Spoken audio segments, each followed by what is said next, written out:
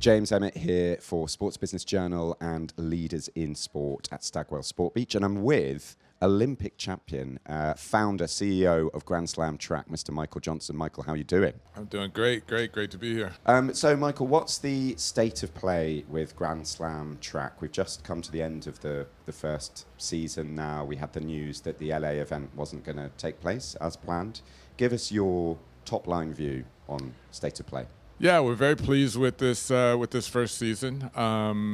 We sort of proved that there is definitely the latent fan base that we thought was there for track outside of the Olympics every 4 years. So we proved that. The athletes love it, fans love it. So from here, it's just a matter for us of, just where do we go next in terms of expansion of the league, what cities, what venues are appropriate, how quickly we should expand the league. So those are things that we'll spend this off season thinking about.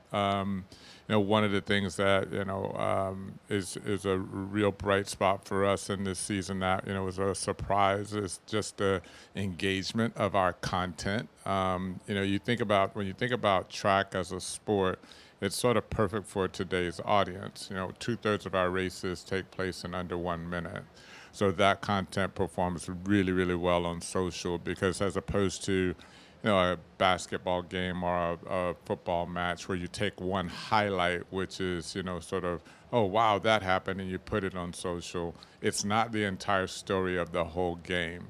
For us, that highlight of that race is the entire story. Obviously some challenges as well, and I alluded to the LA event that didn't take place. Could you set the record straight on that one? There are suggestions that the money wasn't there to get that event done. What's your sort of official view on that? Yeah, so these events are very expensive. So you think about this. I've been in the startup world for many years, and when you develop a product, you develop a version 1 with the idea you're going to eventually get to version 2 and then version 3. You don't keep pouring money into version 1 when you know that, okay, there's going to be a version 2, right? So, while we all wanted to be in LA, which is very expensive. For us as a startup, you're always raising. Finances are always a challenge for a startup, and you just have to be very, very judicious about where you put the resources. And quite frankly, we're not in. I wish we were. I wish we were in position to just say, "Hey, yeah, let's just go do LA too. It'd be great." And then no one's going to say, "Hey, what's going on?" We're just not in position to do that, and no startup is. So we have to be very smart, which we're doing, and I think that was the right decision. Now, we felt like we proved what we needed to in the first 3 slams. You mentioned sort of version 1, there's going to be a version 2. I guess you'll be iterating, you'll be tweaking some things, changing the product, what it looks like.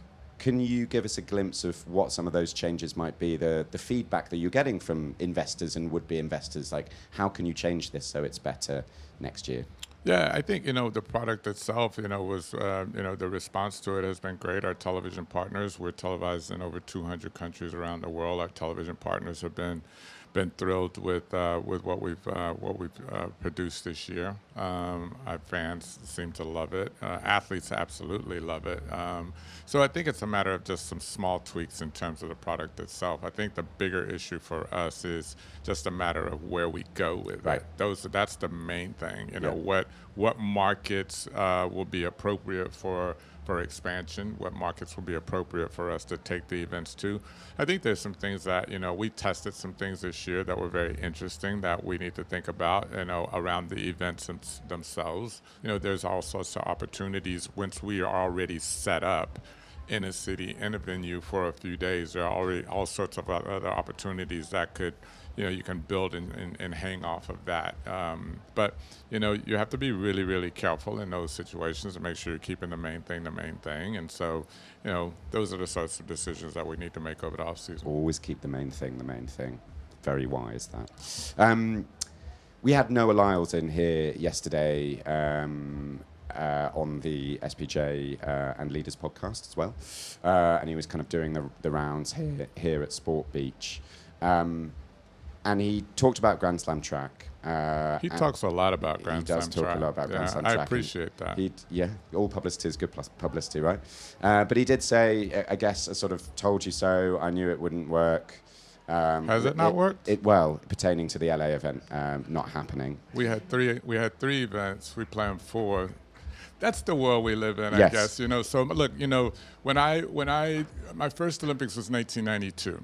Didn't win the gold medal. Told you so. He's done. He's not gonna, look, Noah does a lot of talking about Grand Slam track. So let's just address Noah. Noah's problem is according to him, no, I'm the fastest man in the world. I'm the fastest man in the world. If your position is, if you got to keep trying to explain to people that you're the fastest man in the world because of something that you did last year, we are the answer to your problem. Yeah. Because you have to continue to prove to people that you're the best. Carlos Alcaraz doesn't have to go around telling everyone he's the best tennis player in the world because he just beat Yannick Sinner last week or 2 weeks ago in the French Open. Now, Yannick is going to have another opportunity, and Carlos has to come back again at Wimbledon in a month's time.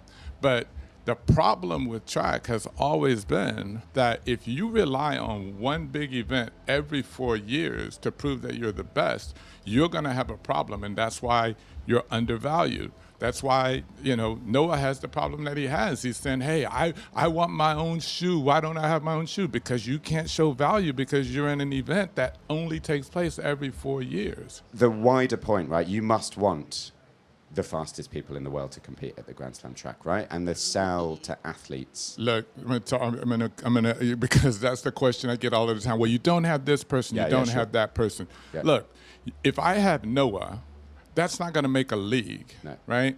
The reason why we were able to go out and get the CW, Peacock, WBD, all of these television broadcast partners that we have for over 200 countries around the world, they knew who hadn't signed. And they ultimately signed with us and became our partners, right? Yep. This sport has struggled to get on television.